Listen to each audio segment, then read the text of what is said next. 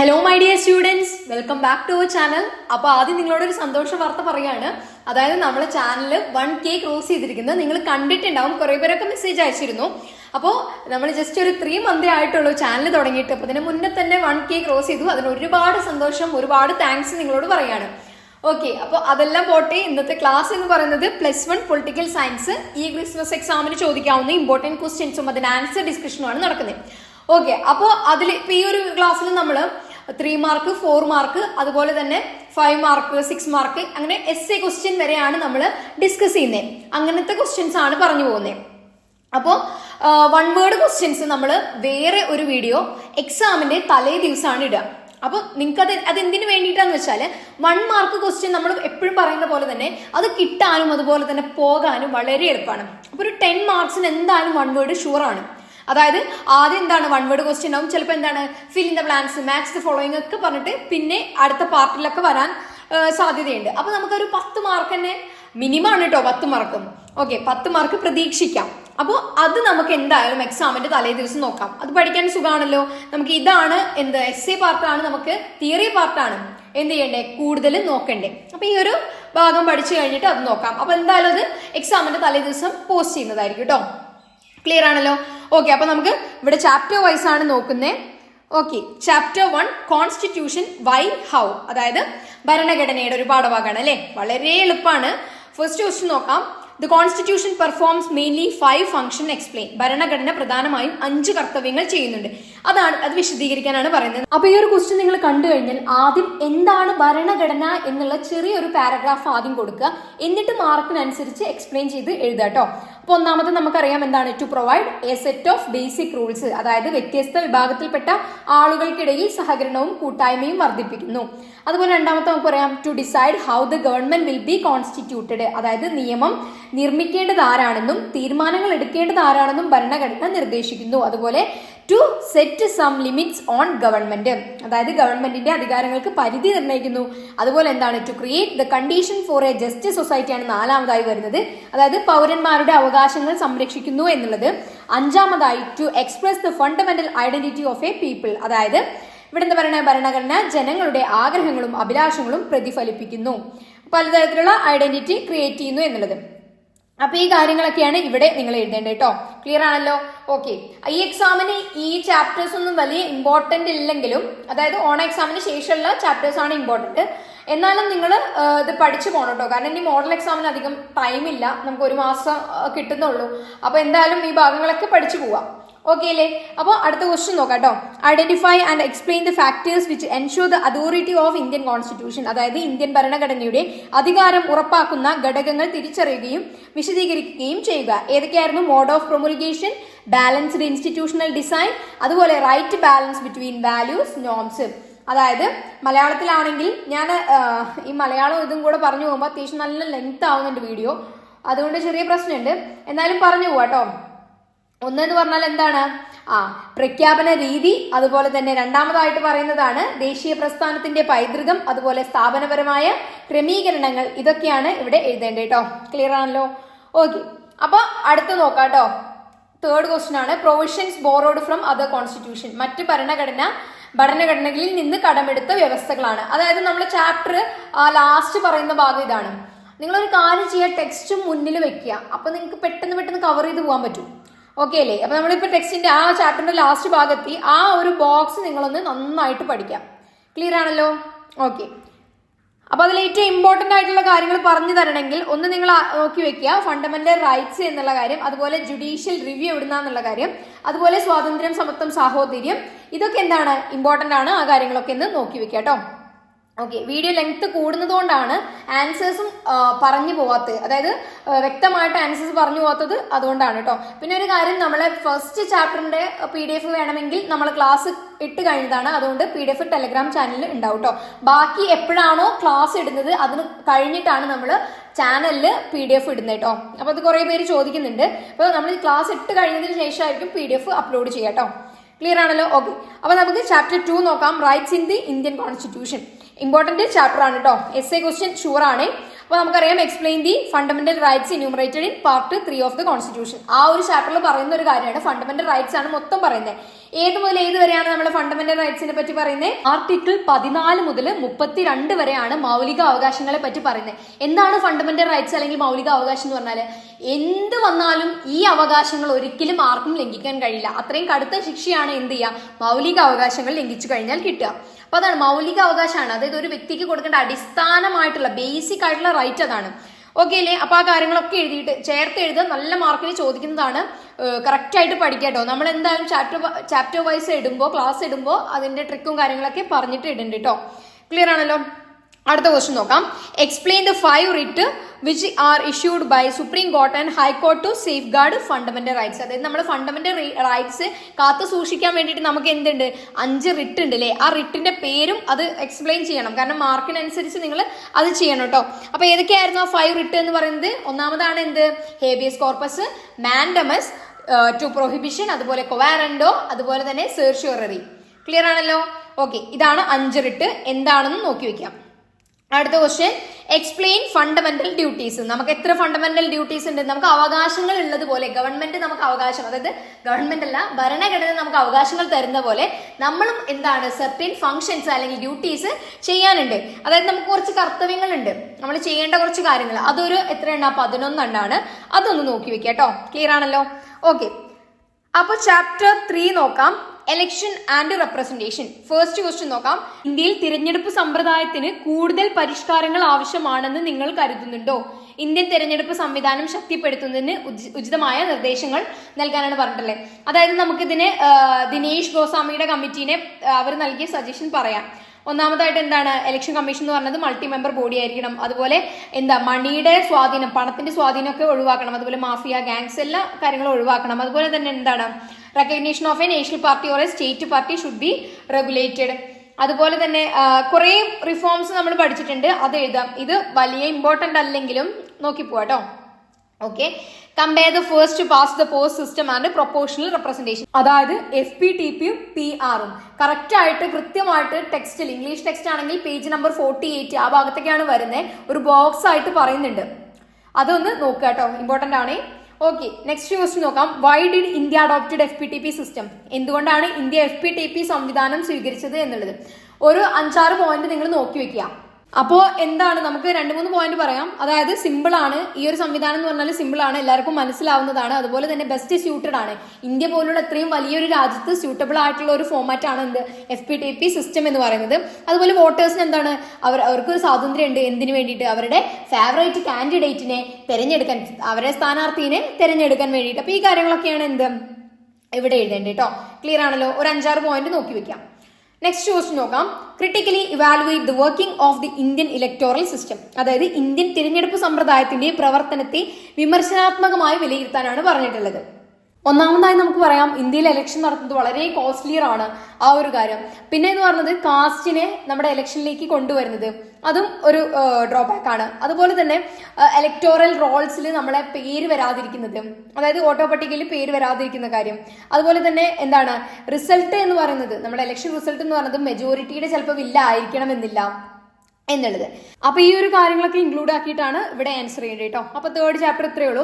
ഈ പാഠത്തിൽ നിന്നൊക്കെ നല്ല 1 വേർഡ് വരും. നമ്മൾ എന്തായാലും ഇത് ചെയ്യുന്നതാണ് കേട്ടോ. നിങ്ങൾ എന്തായാലും വീഡിയോ തീർച്ചയായിട്ടും കാണാം.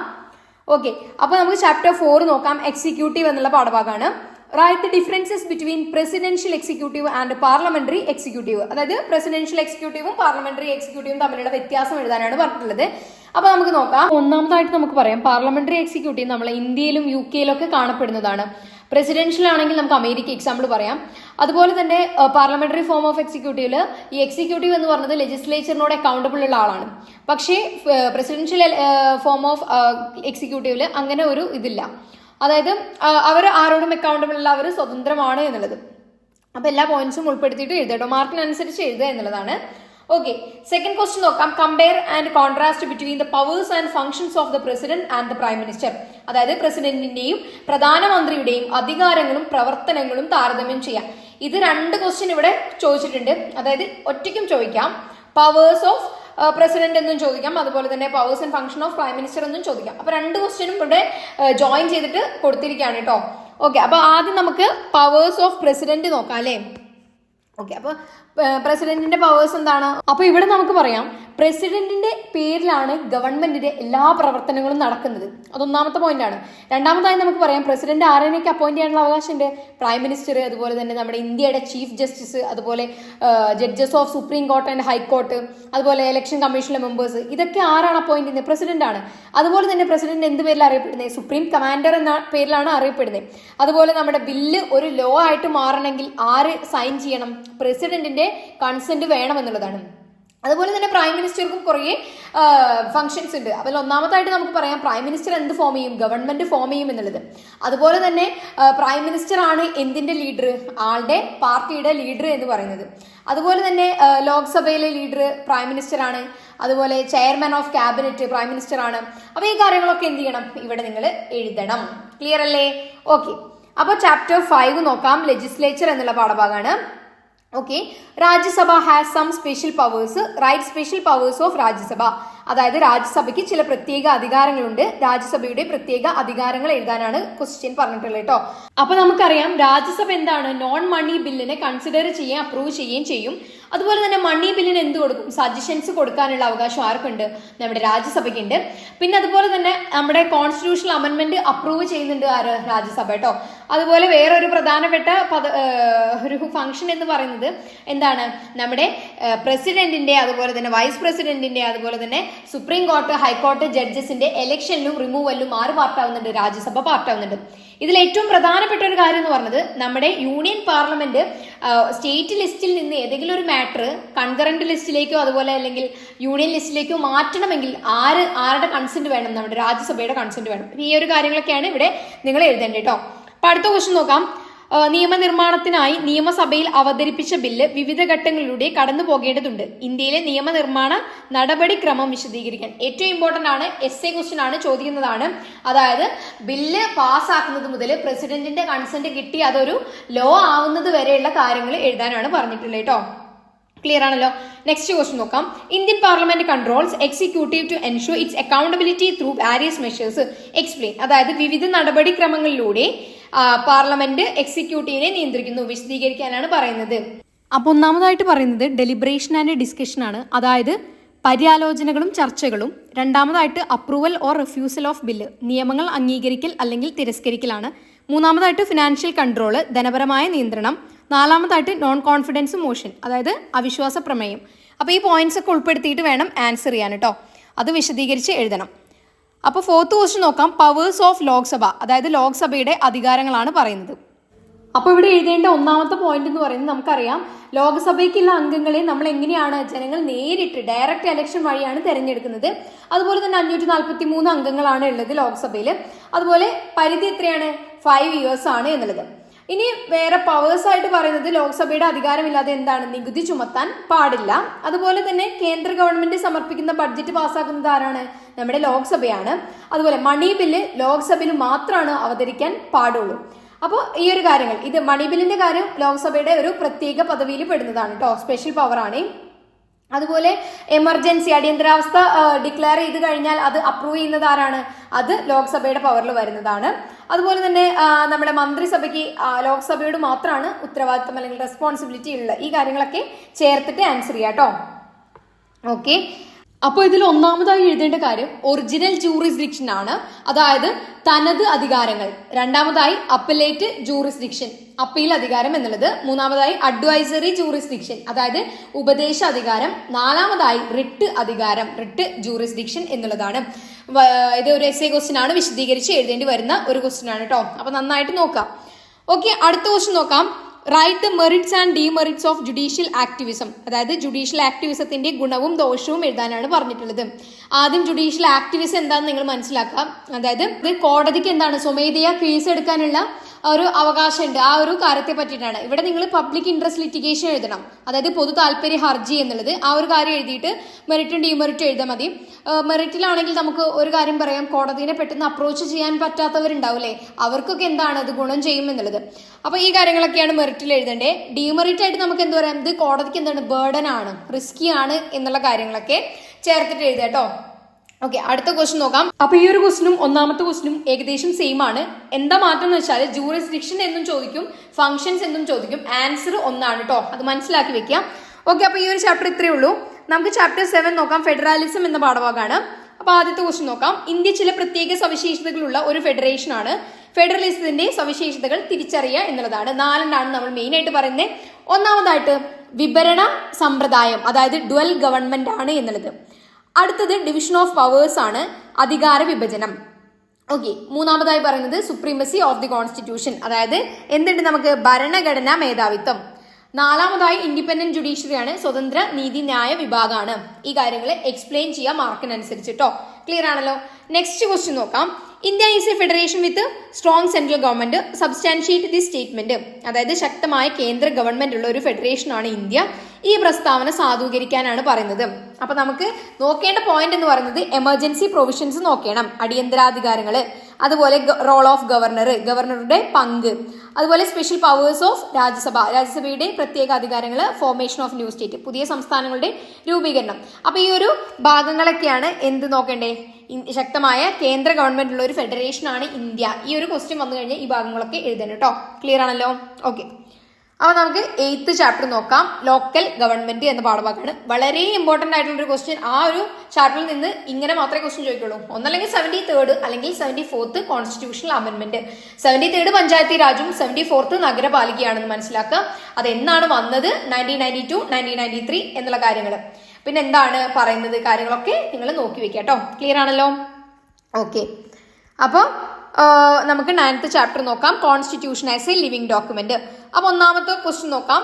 42ാം ഭരണഘടന ഭേദഗതി നിയമം ഇന്ത്യൻ ഭരണഘടനയിൽ നിർണായകമായ മാറ്റങ്ങൾ വരുത്തി സാധൂകരിക്കാനാണ് പറഞ്ഞിട്ടുള്ളത്. അപ്പൊ നമുക്കറിയാം ഈ 42nd കോൺസ്റ്റിറ്റ്യൂഷണൽ അമെന്റ്മെന്റ് എന്ന് പറയുന്നത് മിനി കോൺസ്റ്റിറ്റ്യൂഷൻ എന്ന പേരിലാണ് അറിയപ്പെടുന്നത്. അതായത് ചെറിയൊരു ഭരണഘടന എന്നുള്ള പേരിൽ. അത്രയും അമെന്റ്മെന്റ് ഏതിൽ നടന്നിട്ടുണ്ട്, 42nd കോൺസ്റ്റിറ്റ്യൂഷണൽ അമെന്റ്മെന്റിൽ നടന്നിട്ടുണ്ട്. ഒരു എക്സാമ്പിൾ ആയിട്ട് പറയാം, നമുക്ക് എന്ത് ഫണ്ടമെന്റൽ ഡ്യൂട്ടീസ് ഇൻക്ലൂഡ് ചെയ്തത് കോൺസ്റ്റിറ്റ്യൂഷണൽ ഏത് അമെന്റ്മെന്റ് ആക്ട് വഴിയാണ്, 42nd അമെന്റ്മെന്റ് ആക്ട് വഴിയാണ് കേട്ടോ. അതുപോലെ തന്നെ നമ്മുടെ ജുഡീഷ്യറിയുടെ review powers 42nd amendment constitution വഴിയാണ് റെസ്ട്രിക്ട് ചെയ്തത്. അപ്പോൾ ഈ കാര്യങ്ങളൊക്കെ എല്ലാം എന്തിലെഴുതാം, ഇതിലെഴുതാം കേട്ടോ. ഓക്കെ, അപ്പൊ നെക്സ്റ്റ് ക്വസ്റ്റ്യൻ നോക്കാം. Write the details of the amendment procedures of Indian constitution, അതായത് ഇന്ത്യൻ ഭരണഘടന ഭേദഗതി നടപടിക്രമങ്ങളെ കുറിച്ച് ഒരു വിവരണം എഴുതാനാണ് പറഞ്ഞിട്ടുള്ളത്. അപ്പൊ ഇവിടെ നിങ്ങൾ മനസ്സിലാക്കേണ്ട ഒരു കാര്യം, ഇന്ത്യൻ ഭരണഘടന 3 വിധത്തിൽ നമുക്ക് ഭേദഗതി ചെയ്യാം എന്നുള്ളതാണ്. ഒന്നാമതായിട്ട് പാർലമെന്റിന്റെ കേവല ഭൂരിപക്ഷത്തോടെയുള്ള ഭരണഘടനാ ഭേദഗതി, രണ്ടാമതായിട്ട് പാർലമെന്റിന്റെ പ്രത്യേക ഭൂരിപക്ഷത്തോടെയുള്ള ഭരണഘടനാ ഭേദഗതി, മൂന്നാമതായിട്ട് പാർലമെന്റിലെ പ്രത്യേക ഭൂരിപക്ഷവും പകുതിയിൽ കുറയാത്ത സംസ്ഥാനങ്ങളുടെ അംഗീകാരവും. ഈ ഒരു 3 കാര്യമാണ് എഴുതേണ്ടത് കേട്ടോ. വിശദീകരിച്ച് എഴുതണേ മാർക്കിനനുസരിച്ച്. ഓക്കെ, നമുക്ക് അടുത്ത ക്വസ്റ്റ്യൻ നോക്കാം. 115-ലധികം തവണ ഇന്ത്യയുടെ ഭരണഘടന ഭേദഗതി ചെയ്തിട്ടുണ്ട്. ഇന്ത്യൻ ഭരണഘടനയുടെ ഓജസ്സുള്ളതും ജീവനുള്ളതുമായ സ്വഭാവത്തെയാണോ ഇത് സൂചിപ്പിക്കുന്നത്? അഭിപ്രായം സമർത്ഥിക്കുക. അതായത് നമ്മളെ ഇന്ത്യൻ ഭരണഘടന ഒരു ലിവിങ് ബീയിങ് ആണ് എന്നാണ് പറയുന്നത്. കാരണം എന്താണ്, നമ്മുടെ ടൈമിനനുസരിച്ച്, സമയത്തിനനുസരിച്ച്, കാലാനുസൃതമായി നമ്മുടെ ഭരണഘടനയിൽ നമ്മൾ എന്ത് ചെയ്യുന്നുണ്ട്, മാറ്റങ്ങൾ വരുത്തുന്നുണ്ട്. അതായത് സാഹചര്യങ്ങൾക്കനുസരിച്ചും സമയത്തിനനുസരിച്ചും ഭരണഘടനയിൽ നമ്മൾ ഭേദഗതി വരുത്താറുണ്ട്, മാറ്റങ്ങൾ വരുത്താറുണ്ട്. അതിനാണ് ഭേദഗതി അല്ലെങ്കിൽ അമെന്റ്മെന്റ് എന്ന് പറയുന്നത്. അതുകൊണ്ട് തന്നെ നമ്മുടെ കോൺസ്റ്റിറ്റ്യൂഷൻ എന്ന് പറഞ്ഞത് അന്ന് ഉണ്ടാക്കി വെച്ചു പിന്നെ അത് തൊടാത്തൊരു സാധനമല്ല, അത് കാലത്തിനനുസരിച്ച് മാറ്റം വരുത്തുന്ന ഒരു കാര്യമാണ്. അതുകൊണ്ട് തന്നെ അത് ജീവനുള്ളതാണെന്ന് നമുക്ക് പറയാൻ കഴിയും. അപ്പൊ ഈ ഒരു കാര്യങ്ങളൊക്കെയാണ് ഇവിടെ കൊണ്ടുവരേണ്ട പോയിന്റ്സ് കേട്ടോ. ഓക്കെ അല്ലേ, അപ്പൊ നമുക്ക് 10th ചാപ്റ്റർ നോക്കാം. ഫിലോസഫി ഓഫ് ദ കോൺസ്റ്റിറ്റ്യൂഷൻ ആണ്. ഒന്നാമത്തെ question, there are several criticism leveled against the constitution of India, right? അതായത് ഇന്ത്യൻ ഭരണഘടനയ്ക്കെതിരെ നിരവധി വിമർശനങ്ങൾ ഉണ്ട്, അത് എഴുതാനാണ് പറയുന്നത്. അപ്പൊ ഒന്നാമതായിട്ട് നമുക്ക് എന്തു പറയാം, ഇന്ത്യയുടെ ഭരണഘടന എന്ന് പറയുന്നത് ബാഗ് ഓഫ് ബോറോയിങ് എന്ന പേരിൽ അറിയപ്പെടുന്നുണ്ട്. അതായത് നമ്മൾ പല സ്ഥലത്ത് നിന്ന് കടമെടുത്തിട്ടുള്ള ഒരു കാര്യമാണ് നമ്മൾ ഇന്ത്യയിൽ ഫലിപ്പിക്കുന്നത് എന്നുള്ളത്. പക്ഷെ അങ്ങനെയല്ല, നമ്മുടെ ഒരു കോൺസ്റ്റിറ്റ്യൂഷൻ എന്ന് പറയുന്നത് എന്താണ്, പല ഭാഗത്ത് നിന്ന്, അതായത് പല കൺട്രീസിന്റെയൊക്കെ നോക്കി കണ്ടിട്ട് അത് നമ്മളിലേക്ക് അങ്ങനെ പകർത്തി വെച്ചതല്ല. നമ്മുടെ ഇന്ത്യൻ കണ്ടീഷന് എങ്ങനെ അത് ഉതകും എന്ന് കൃത്യമായി വീക്ഷിച്ചിട്ടാണ് നമ്മുടെ ഭരണഘടന നിർമ്മിക്കുന്നത്. അതുകൊണ്ട് ആ ക്രിറ്റിസിസം നമുക്ക് എന്താ പറയാ, കാര്യമായിട്ട് എടുക്കാൻ കഴിയുന്നതല്ല. ഓക്കെ, അടുത്തതൊരു ക്രിറ്റിസിസം എന്ന് പറയുന്നത് നമ്മുടെ കോൺസ്റ്റിറ്റ്യൂഷൻ അസംബ്ലി എന്ന് പറയുന്നത് അൺറെപ്രസെന്റേറ്റീവ് ആണ് എന്നുള്ളതാണ്. അതായത് ഇലക്ഷന്റെ ബേസിലല്ല കോൺസ്റ്റിറ്റ്യൂഷൻ അസംബ്ലി മെമ്പേഴ്സിനെ തെരഞ്ഞെടുത്ത് എന്നുള്ളത്. പക്ഷെ അത് നോക്കിക്കഴിഞ്ഞാൽ തന്നെ നമുക്ക് മനസ്സിലാവും എല്ലാ കാറ്റഗറി, സമൂഹത്തിന്റെ എല്ലാ വിഭാഗങ്ങളിൽ നിന്നുള്ള ജനങ്ങളും ആളുകളും അതിലുണ്ടായിരുന്നു. പക്ഷേ കോൺസ്റ്റിറ്റ്യൂഷനെതിരെയുള്ള ക്രിറ്റിസിസം ഇതൊക്കെയാണ്. അപ്പൊ അതൊക്കെ എഴുതട്ടോ. ഓക്കെ, അടുത്ത ക്വസ്റ്റ്യൻ നോക്കാം. ഏതെല്ലാം രാഷ്ട്രീയ തത്വശാസ്ത്രങ്ങളെ അടിസ്ഥാനമാക്കിയാണ് ഇന്ത്യൻ ഭരണഘടനയ്ക്ക് രൂപം കൊടുത്തിട്ടുള്ളത് എന്ന് തിരിച്ചറിയാം. അപ്പൊ ഇതിൽ ഒന്നാമതായി പറയുന്നത് വ്യക്തി സ്വാതന്ത്ര്യമാണ്, ഇൻഡിവിജ്വൽ ഫ്രീഡം ആണ്. രണ്ടാമത് സാമൂഹ്യ നീതി, നമ്മുടെ കോൺസ്റ്റിറ്റ്യൂഷന്റെ തത്വങ്ങളാണ്, ഈ ഭരണഘടനയുടെ തത്വങ്ങളാണ്. ഓക്കെ, രണ്ടാമതായിട്ട് സാമൂഹ്യ നീതി, സോഷ്യൽ ജസ്റ്റിസ്. അതുപോലെ തന്നെ മൂന്നാമതായി വൈവിധ്യങ്ങളോടും ന്യൂനപക്ഷ അവകാശങ്ങളോടും ആദരവ്. നാലാമതായി മതേതരത്വം, അതുപോലെ തന്നെ പ്രായപൂർത്തി, വോട്ടവകാശം, ഫെഡറലിസം ഒക്കെ ആണ് എന്ത് നമ്മുടെ ഇന്ത്യൻ ഭരണഘടനയുടെ തത്വങ്ങൾ എന്ന് പറയുന്നത് കേട്ടോ. അതിനെ അടിസ്ഥാനമാക്കിയിട്ടാണ് എന്ത് നിർമ്മിച്ചിട്ടുള്ളത്, നമ്മുടെ ഭരണഘടന രൂപം കൊണ്ടിട്ടുള്ളത് എന്ന് മനസ്സിലാക്കുക. ക്ലിയർ ആണല്ലോ? ഓക്കെ, അപ്പൊ നെക്സ്റ്റ് ചാപ്റ്റർ നോക്കാം, അതായത് രണ്ടാമത്തെ ഭാഗമാണ് കേട്ടോ.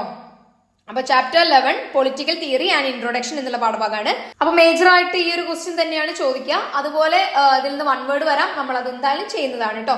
ഇനി നിങ്ങൾക്ക് ചെറിയ ക്യാപ്സ്യൂൾ പോലുള്ള നോട്ട്, അതായത് നമ്മൾ പ്രിപ്പയർ ചെയ്തതല്ല, നമ്മൾ സ്റ്റുഡൻസിന്റെ ഓരോ വിഷമം കാണുമ്പോൾ, അതായത് ബുക്ക് നോക്കാൻ ബുദ്ധിമുട്ടുണ്ട്, അതുപോലെ കണ്ടുപിടിക്കാൻ പറ്റുന്നില്ല, ലാസ്റ്റ് നിമിഷത്തിലൊക്കെ അങ്ങനെ പറ്റുമ്പോൾ നമുക്ക് വിഷമാണത്. അപ്പൊ നിങ്ങൾക്ക് ക്യാപ്സ്യൂൾ പോലുള്ള നോട്ട് വേണമെങ്കിൽ നിങ്ങളൊന്ന് പറയാട്ടോ, ജസ്റ്റ് കമന്റ് ചെയ്യുക, നമ്മുടെ ചാനലിൽ, ടെലഗ്രാം ചാനലിൽ ഇടാതെ കേട്ടോ. ക്ലിയർ ആണല്ലോ? ഓക്കെ, അപ്പൊ എന്തായാലും നമുക്ക് ഈ ഒരു ക്വസ്റ്റ്യൻ നോക്കാം. Evaluate the need and importance of studying political theory, അതായത് രാഷ്ട്രീയ സിദ്ധാന്തം പഠിക്കേണ്ടതിന്റെ ആവശ്യകതയും പ്രാധാന്യവും വിലയിരുത്താനാണ് പറഞ്ഞിട്ടുള്ളത്. അപ്പൊ ഒന്നാമതായിട്ട് നമുക്ക് എന്ത് പറയാം, ഈ ഒരു പഠനം വഴി നമുക്ക് കൂടുതൽ പൊളിറ്റിക്കൽ ഇൻസ്റ്റിറ്റ്യൂഷൻസ്, നമ്മളെ രാഷ്ട്രീയ സ്ഥാപനങ്ങളെ പറ്റി കൂടുതൽ അറിവ് ലഭിക്കും. അതുപോലെ തന്നെ പബ്ലിക്കിൽ നമ്മൾ ഐഡിയ എങ്ങനെ എക്സ്പ്രസ് ചെയ്യുക എന്നുള്ള ഒരു ധാരണ നമുക്ക് വരും. അതുപോലെ തന്നെ നമുക്ക് ഡിബേറ്റുകളും ഡിസ്കഷനിലൊക്കെ ഇടപെടാൻ പറ്റും. ഈ ഒരു കാര്യങ്ങളൊക്കെയാണ് എന്ത് ഇവിടെ എഴുതേണ്ടത്. അതുപോലെ ഈ ഒരു പഠനം കൊണ്ട് നമ്മളൊരു മോഡേൺ സിവിലൈസ്ഡ് പേഴ്സൺ തന്നെ ആക്കിയിട്ട് മാറ്റും എന്നുള്ളതൊക്കെയാണ് ഇവിടെ നിങ്ങൾ കൊടുക്കേണ്ടത് കേട്ടോ. ക്ലിയർ ആണല്ലോ? ഓക്കെ, നമുക്ക് വേഗം ചാപ്റ്റർ 12 നോക്കാം. ഫ്രീഡം എന്നുള്ള പാഠഭാഗമാണ്. ഓക്കെ, ഫസ്റ്റ് ക്വസ്റ്റ്യൻ നോക്കാം. Prepare a comparison note on positive and negative concept of liberty, അതായത് നിഷേധാത്മകവും ക്രിയാത്മകവുമായ സ്വാതന്ത്ര്യത്തെ കുറിച്ച് ഒരു താരതമ്യ കുറിപ്പ് തയ്യാറാക്കാനാണ് പറഞ്ഞിട്ടുള്ളത്. നെഗറ്റീവ് ലിബർട്ടി എന്ന് പറയുന്നത്, അല്ലെങ്കിൽ നിഷേധാത്മക സ്വാതന്ത്ര്യത്തിൽ പറയുന്നത്, എക്സ്റ്റേണൽ ആയിട്ട്, ബാഹ്യമായിട്ട് യാതൊരു നിയന്ത്രണവും ഇല്ലാത്ത അവസ്ഥയാണ് എന്ത് നിഷേധാത്മക സ്വാതന്ത്ര്യം എന്ന് പറയുന്നത്.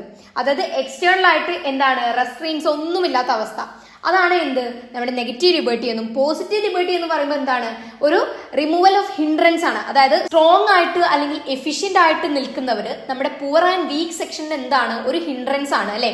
അതായത് ഒരു എന്താ പറയാ, ഒരു ഭീഷണിയാണ് എന്നുള്ള ഒരു കാര്യം. അപ്പൊ അത് നീക്കുന്നതാണ് എന്ത് നമ്മുടെ പോസിറ്റീവ് ലിബർട്ടി. അതുപോലെ തന്നെ വേറൊരു കാര്യം ഇവിടെ നോക്കേണ്ടത് എന്താണ്, ഒരു വ്യക്തിക്ക് സ്വന്തം കഴിവുകൾ വികസിപ്പിക്കുന്നതിനുള്ള സാഹചര്യം ആരൊരുക്കുന്നുണ്ട്, നമ്മുടെ ഈ ഒരു പോസിറ്റീവ് ലിബർട്ടി ഒരുക്കുന്നുണ്ട്. പോസിറ്റീവ് ലിബർട്ടിയിൽ പറയുന്നത് എന്താന്ന് വെച്ചാൽ, നമ്മുടെ റെസ്ട്രെയിൻസ് വെച്ചുകൊണ്ട് തന്നെ നമ്മുടെ കഴിവുകൾ വികസിപ്പിക്കാനുള്ള ഒരു സ്വാതന്ത്ര്യം എന്നുള്ളതാണ്. ക്ലിയർ ആണല്ലോ? അപ്പൊ നെക്സ്റ്റ് നോക്കാം, വാട്ട് ഈസ് ഹാം പ്രിൻസിപ്പിൾ, അല്ലെങ്കിൽ ഹാനി സിദ്ധാന്തം എന്താണ് എന്നുള്ളത്. അപ്പൊ ആരുടെയാണത്, JS മില്ലിന്റെ ആണെന്ന് നമുക്ക് പറയാം. ഏത് പ്രബന്ധത്തിലാണ് പറഞ്ഞിട്ടുള്ളത്, ഓൺ ലിബർട്ടിയിലാണ് കേട്ടോ. അതായത് സ്വാതന്ത്ര്യത്തെ പറ്റി എന്നുള്ളത്. അതിലെന്താണ്, ഒരാളുടെ പ്രവർത്തികളെ രണ്ടായി തിരിക്കുന്നുണ്ട്. അപ്പോൾ ഈ കാര്യങ്ങൾ, അതായത് സ്വസംബന്ധിതമായ പ്രവൃത്തിയും അപരസംബന്ധിതമായ പ്രവൃത്തികളും, ഈ ഒരു കാര്യങ്ങളൊക്കെ എക്സ്പ്ലെയിൻ ചെയ്ത് എഴുതാം. ക്ലിയർ ആണല്ലോ? ഓക്കെ, അപ്പൊ നമുക്ക് ചാപ്റ്റർ 13 നോക്കാം. ഇക്വാളിറ്റി ആണ്. ഫസ്റ്റ് ക്വസ്റ്റ്യൻ നോക്കാം. റൈറ്റ് 3 ഡയമെൻഷൻസ് ഓഫ് ഇക്വാളിറ്റി, അതായത് സമത്വത്തിന്റെ വ്യത്യസ്ത തലങ്ങൾ, 3 വ്യത്യസ്ത തലങ്ങളുണ്ട്, അത് വിശദീകരിക്കാനാണ് പറയുന്നത്. അപ്പൊ ഒന്നാമതായിട്ട് പറയുന്നത് എന്താണ്, പൊളിറ്റിക്കൽ ഇക്വാളിറ്റി ആണ്. രണ്ടാമതായി പറയുന്നത് സോഷ്യൽ ഇക്വാളിറ്റി. മൂന്നാമതായി ഇക്കണോമിക് ഇക്വാളിറ്റി എന്നുള്ളതാണ്. ക്ലിയർ ആണല്ലോ? അത് വിശദീകരിച്ച് എഴുതാം കേട്ടോ. നെക്സ്റ്റ് ക്വസ്റ്റ്യൻ നോക്കാം. അനുകൂലാത്മക നടപടികൾ സമത്വം വളർത്തിയെടുക്കുന്നതിനുള്ള ഒരു പ്രധാന മാർഗമാണ്. സമത്വം വളർത്തിയെടുക്കുന്നതിനുള്ള 3 അനുകൂലാത്മക നടപടികൾ നിർദ്ദേശിക്കാനാണ് പറഞ്ഞിട്ടുള്ളത്. അപ്പൊ ഇതിൽ നമുക്ക് ഒന്നാമതായിട്ട് പറയാം എന്താണ്, എസ്റ്റാബ്ലിഷിംഗ് ഫോർമൽ ഇക്വാളിറ്റി, അതായത് ഔപചാരികമായ സമത്വം സ്ഥാപിക്കല്. രണ്ടാമതായിട്ട് ഇക്വാളിറ്റി ത്രൂ ഡിഫറെന്റ് ട്രീറ്റ്മെന്റ്, അതായത് വ്യത്യസ്ത പരിഗണനകളിലൂടെ സമത്വം സ്ഥാപിക്കാൻ. മൂന്നാമതായി പറയുന്നത് അഫർമേറ്റീവ് ആക്ഷൻ ആണ്, സമത്വം ഉറപ്പുവരുത്തുന്ന പ്രവർത്തനങ്ങൾ ചെയ്യാൻ. അപ്പൊ ഈ കാര്യങ്ങളൊക്കെയാണ് ഇവിടെ വിശദീകരിച്ച് എഴുതേണ്ടത്. അപ്പൊ നമുക്ക് തേർഡ് ക്വസ്റ്റ്യൻ നോക്കാം. Explain natural and social inequalities, suggest the measures to overcome their inequality. അപ്പൊ ഒന്നാമതായിട്ട് നമുക്ക് ആദ്യം നോക്കേണ്ടത് നാച്ചുറലും സോഷ്യൽ ഇൻഇക്വാളിറ്റി എന്താണെന്നുള്ളത്. നാച്ചുറൽ ഇൻഇക്വാളിറ്റി എന്ന് പറയുന്നത് നാച്ചുറൽ ആയിട്ട് സംഭവിക്കുന്നതാണ്. നമ്മുടെ കഴിവ് അല്ലെങ്കിൽ നമ്മുടെ എബിലിറ്റി, കാപ്പബിലിറ്റീസിനെയൊക്കെ അനുസരിച്ച് മറ്റുള്ളവരിൽ നിന്ന് നമ്മൾ എന്താണ് ഈക്വൽ അല്ലാതെ ആകുന്ന ഒരു അവസ്ഥ. സോഷ്യൽ ഇൻഇക്വാളിറ്റി എന്ന് പറഞ്ഞാൽ ഗ്രൂപ്പുകൾ തമ്മിലുള്ള, സമൂഹത്തിലെ ഗ്രൂപ്പുകൾ തമ്മിൽ സൃഷ്ടിക്കപ്പെടുന്ന ഇൻഇക്വാളിറ്റീസ് ആണ് സോഷ്യൽ ഇൻഇക്വാളിറ്റി എന്ന് പറയുന്നത്.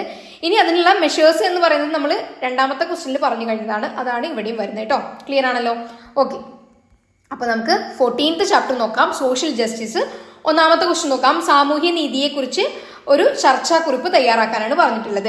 അപ്പൊ ഇവിടെ നിങ്ങൾ എഴുതേണ്ട ഒരു കാര്യം, നീതിയുടെ 3 തത്വങ്ങളാണ്. അതായത് 3 പ്രിൻസിപ്പിൾ ഓഫ് ജസ്റ്റിസ് ആണ്. ഒന്നാമതായിട്ട് പറയുന്നത് എന്താണ്? ഈക്വൽ ട്രീറ്റ്മെന്റ് ഫോർ ഈക്വൽസ്, തുല്യരോട് തുല്യ പരിഗണന എന്നുള്ളത്. രണ്ടാമതായിട്ട് പ്രൊപ്പോർഷനേറ്റ് ജസ്റ്റിസ് ആണ്, അതായത് ആനുപാതിക നീതി. മൂന്നാമതായിട്ട് റെക്കഗ്നീഷൻ ഓഫ് സ്പെഷ്യൽ നീഡ്സ്, പ്രത്യേക ആവശ്യങ്ങൾ അംഗീകരിക്കലാണ്. അപ്പൊ ഈ കാര്യങ്ങളാണ് വിശദീകരിച്ച് എഴുതേണ്ടത് കേട്ടോ. നെക്സ്റ്റ് നോക്കാം, ജോൺ റോൾസിന്റെ അജ്ഞതയുടെ മൂടുപടം എന്ന സിദ്ധാന്തം വിശദീകരിക്കാൻ. വെയിൽ ഓഫ് ഇഗ്നോറൻസ് അതെന്താണ്? ഒരു ഇമാജിനേഷന്റെ പുറത്താണ്, സാങ്കല്പികത്തിന്റെ പുറത്താണ് എന്ത് പറയുന്നത്? വെയിൽ ഓഫ് ഇഗ്നോറൻസ് പറയുന്നത് കേട്ടോ. അപ്പൊ ആ കാര്യങ്ങളൊക്കെ വിശദീകരിച്ച് എഴുതാം കേട്ടോ. എന്തായാലും ഒരു 4 മാർക്കിനൊക്കെയാണ് ചോദിക്കുന്നുണ്ടാവുക. ക്ലിയർ ആണല്ലോ? നമുക്ക് ചാപ്റ്റർ 15 നോക്കാം. റൈറ്റ്സ് എന്നുള്ള പാഠഭാഗമാണ്, ലാസ്റ്റ് പാഠഭാഗമാണ് കേട്ടോ. അപ്പൊ നമ്മൾ സ്പീഡിൽ പറഞ്ഞു പോയതാണ്. നിങ്ങൾക്ക് ഇതിന്റെ നോട്ട്സ് വേണമെങ്കിൽ, അത് നമ്മൾ പ്രിപ്പയർ ചെയ്ത നോട്ടല്ല ഞാൻ പറയുന്നുണ്ട്, നിങ്ങൾക്ക് വേണമെങ്കിൽ ഇനി നിങ്ങൾ ബുദ്ധിമുട്ടുന്നുണ്ട് എന്ന് അറിയുന്നതുകൊണ്ടാണ് ഇങ്ങനെ പറയുന്നത് കേട്ടോ. വേണമെങ്കിൽ ഒന്ന് മെസ്സേജ് ചെയ്യാം. ഓക്കെ, അപ്പൊ നമുക്ക് ചാപ്റ്റർ 15 നോക്കാം. റൈറ്റ്സ്, അതായത് അവകാശങ്ങൾ എന്നുള്ള പാഠഭാഗമാണ്. അവകാശങ്ങളും ഉത്തരവാദിത്തങ്ങളും തമ്മിലുള്ള ബന്ധം വിലയിരുത്താനാണ് ആദ്യത്തെ ക്വസ്റ്റ്യൻ പറയുന്നത്. അപ്പൊ അവകാശങ്ങൾ എന്ന് പറഞ്ഞാൽ എന്താണ്? അവകാശം എന്ന് പറയുന്നത് നമുക്ക് കിട്ടുന്ന കാര്യങ്ങളാണ് അല്ലെ, ഗവൺമെന്റ് നമുക്ക് ചെയ്തു തരേണ്ട കാര്യങ്ങൾ. റെസ്പോൺസിബിലിറ്റി എന്ന് പറയുന്നത് നമ്മൾ ഫണ്ടമെന്റൽ റൈറ്റും ഫണ്ടമെന്റൽ ഡ്യൂട്ടീസും പറഞ്ഞതുപോലെ തന്നെ റെസ്പോൺസിബിലിറ്റി അല്ലെങ്കിൽ നമ്മുടെ ഉത്തരവാദിത്തങ്ങളുണ്ട്. നമ്മൾ സ്റ്റേറ്റിനോട് ചെയ്യേണ്ട കുറച്ച് കാര്യങ്ങളുണ്ട്. ഇപ്പോൾ ഫോർ എക്സാമ്പിൾ പറയുകയാണെങ്കിൽ നമ്മൾ നാഷണൽ ആനന്ദം, അതുപോലെ തന്നെ നമ്മൾ നാഷണൽ ഫ്ലാഗിനെയൊക്കെ ബഹുമാനിക്കൽ, ഈ കാര്യങ്ങളൊക്കെ. അപ്പൊ അതൊക്കെയാണ് ഇവിടെ എഴുതേണ്ടത് കേട്ടോ. അടുത്ത ക്വസ്റ്റ്യൻ നോക്കാം. Write different types of rights, അതായത് വ്യത്യസ്ത തരത്തിലുള്ള അവകാശങ്ങൾ എഴുതാനാണ് പറഞ്ഞിട്ടുള്ളത്. ഏതൊക്കെയുണ്ട് നമുക്കറിയാം. പൊളിറ്റിക്കൽ റൈറ്റ്, സിവിൽ റൈറ്റ്, അതുപോലെ തന്നെ എക്കണോമിക് റൈറ്റ്, ഹ്യൂമൻ റൈറ്റ്സ്, ഈ കാര്യങ്ങൾ അല്ലെ. അപ്പൊ ഇതൊക്കെ ഒന്ന് വിശദീകരിച്ച് എഴുതാം കേട്ടോ. ക്ലിയർ ആണല്ലോ? ഇത്രയും എളുപ്പമാണ്. +1 പൊളിറ്റിക്കൽ സയൻസ് മാർക്ക് സ്കോർ ചെയ്യാൻ ഏറ്റവും എളുപ്പമാണ്. നിങ്ങൾ വിചാരിക്കുന്ന പോലെ ടഫ് ഒന്നും അല്ല. ഓക്കെ ആണോ? നമ്മൾ എന്തായാലും ചാപ്റ്റേഴ്സ് ഇടും. നിങ്ങൾ മോഡൽ എക്സാം അല്ലെങ്കിൽ നിങ്ങൾ പബ്ലിക് എക്സാമിന്റെ മുന്നേ ഉറപ്പായിട്ടും നമ്മൾ എല്ലാ ചാപ്റ്റേഴ്സും ജനുവരി നമ്മൾ കവർ ചെയ്യും. അതുകൊണ്ട് നിങ്ങൾ ഒരു ടെൻഷനും വേണ്ട. നമ്മൾ എല്ലാത്തിൻ്റെയും നമ്മൾ അപ്ലോഡ് ചെയ്ത ക്ലാസ് എന്തായാലും നമ്മൾ അതിന്റെ PDF നോട്ട് നമ്മൾ ചാനലിൽ നിങ്ങൾക്ക് ഷെയർ ചെയ്ത് തരുകയും ചെയ്യും. അപ്പൊ എന്തായാലും ഓക്കെ ആണല്ലോ? ഇതുവരെ എല്ലാം ഓക്കെ അല്ലേ? ഓക്കെ, എന്തായാലും നന്നായിട്ട് പഠിക്കുക, നന്നായിട്ട് എക്സാം എഴുതുക. കൂളായി പോയിരുന്ന് എക്സാം എഴുതിയിട്ട് വരൂ കേട്ടോ. എന്തായാലും ഓൾ ദി ബെസ്റ്റ്. എല്ലാവരും നന്നായിട്ട് എക്സാം എഴുതാം. അപ്പോൾ ഓക്കെ.